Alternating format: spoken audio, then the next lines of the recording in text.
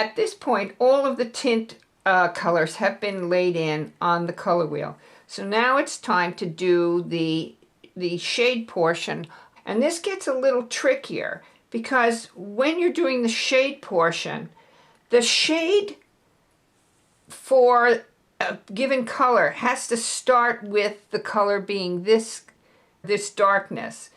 So I think that the best way to do this is to allow these pigments that you have saved to dry a little bit so they're a little bit more concentrated.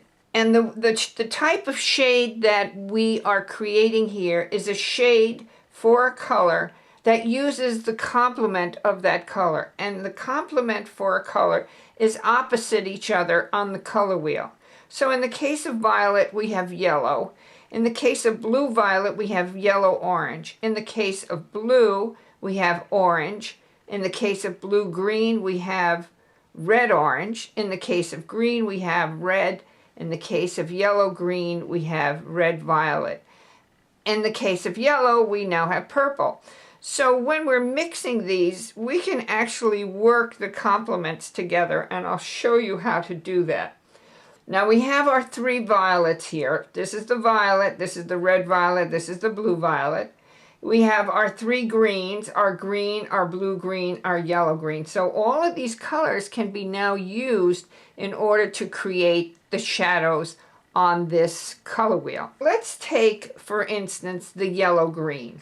We want to use it pretty much the way that it is. It will have concentrated a little bit, so what we want to do is make sure that that concentration is about what we have on our color wheel. You're going to take the green and put it into your tray. And when you do this, as you know, when you mix the three primaries, and in this case we've got yellow and blue, and we're going to add red to this, the yellow-green, we're going to add the red-violet. You don't want to have so much in that color. You don't want to add so much red-violet that you're totally changing this green to a brown. And that's what will happen if you put too much in. So you want to clean your brush, but then you want to go to the red-violet, which is this color here, and you just barely put color onto that brush and you mix it in. If it's not enough, you add a little bit more. And you can see how this is changing the color. Now to me, this is too brown. You can see it's just too brown. It should not look like that. It's very close to the yellow-green because that's the one we're working on. So I'm going to clean my brush so that I don't pollute my yellow-green. And I'm going to pick up a little bit more of this yellow-green and I'm going to mix it in. And I'm going to test again. All right, that's much better to me. You just want the slightest amount of the complement in that color. So I'm going to maybe just do a little bit more, test it again, and I think that's the color I want. Bring my color wheel over to where I want to work. And this is the yellow-green. So I'm going to start and just put in this color. And that becomes my shade color for the yellow-green.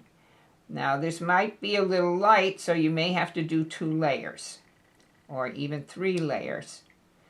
So don't throw away this little bit of mix you have here until you know that that's all that you need.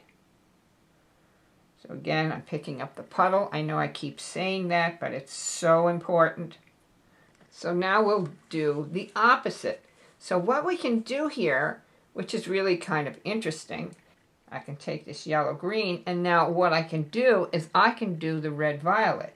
So I'm just taking a little bit of the yellow-green, cleaning my brush, going into the red-violet, make sure I stir it up, and then add yellow-green to the to the red-violet.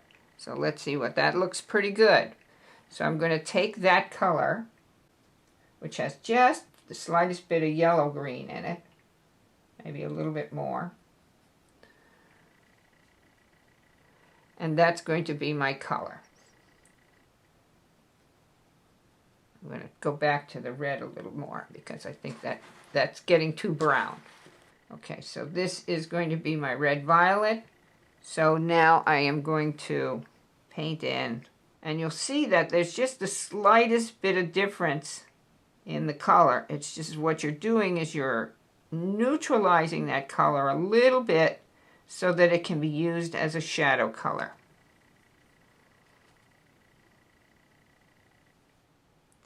And I'm even thinking that this is still maybe a little too brown.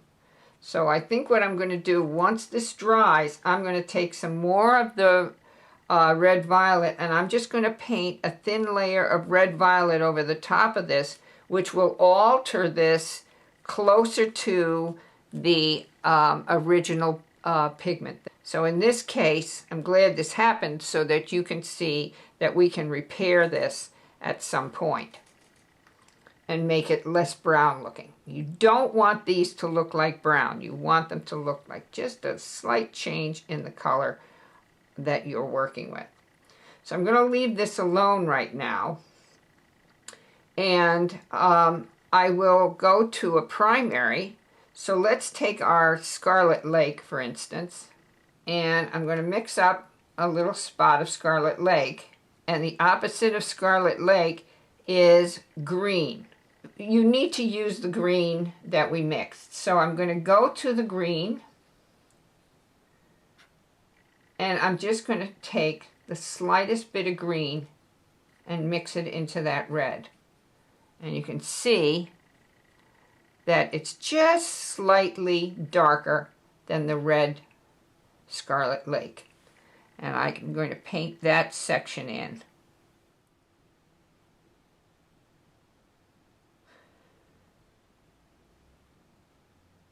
There you have a shade of Scarlet Lake using green. And that probably will need another layer of color, so we want to save that until it dries. And this looks like it's dry enough now, so I'm going to go back and find my original red violet.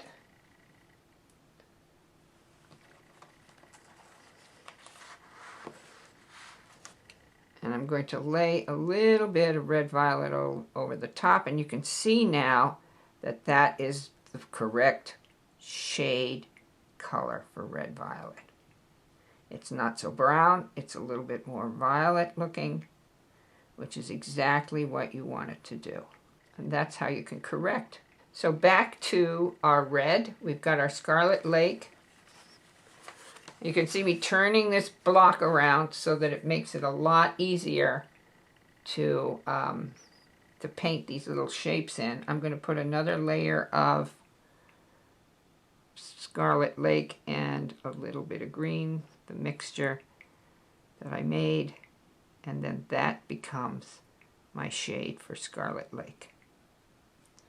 So now the opposite of this is the green, and you can either use Permanent Rose or you can use Scarlet Lake, or if you want to, you could divide this in half and take your green and make two piles, 1 and 2. And because it's green, we just want the tiniest bit of red. So in one of these, and I'm just going to use what I have here because it already has some green in it, I'm just going to take this and I'm going to alter it. This one green I mixed with a Scarlet Lake. So that one is going to be the opposite, so it's going to be on this side of the green, and you can see how nice that green looks as a shadow color. And it's just about the right shade of, the right intensity of color, saturation of color for this space right in here. Now once this dries, I'll mix up the green for the Permanent Rose, and let's see if there's a big difference. Might be interesting to see that. All right, so the next one we can do, all right, so while I'm at it, I guess, I'll take the Permanent Rose and I'll mix it into my green.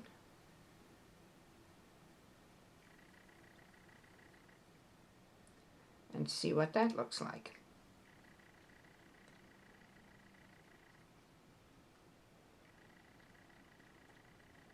And I think that's too brown. So I'm going to go back to my green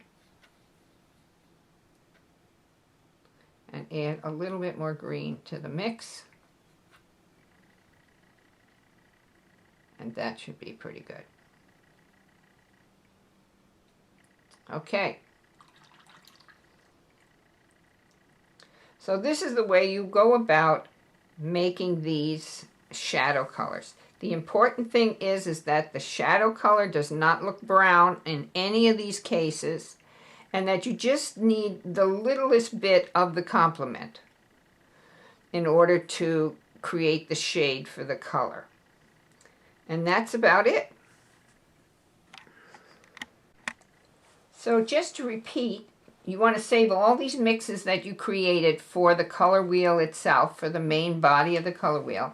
And you want to let them dry a little bit so that they're a little bit more concentrated when you have to do these shadow colors. And you should be able to do this fairly easily as a result. Just remember that none of these have to look brown. They have to look close to the color that they are a shadow for.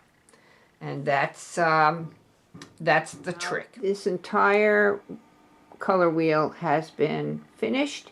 You can see the tints and the shades. Note that the shades are just a darker version of the main pigment on the color wheel. So there you have it. It's been labeled so we know all of the pigments that we've used. This is going to come in very handy for you as we go forward.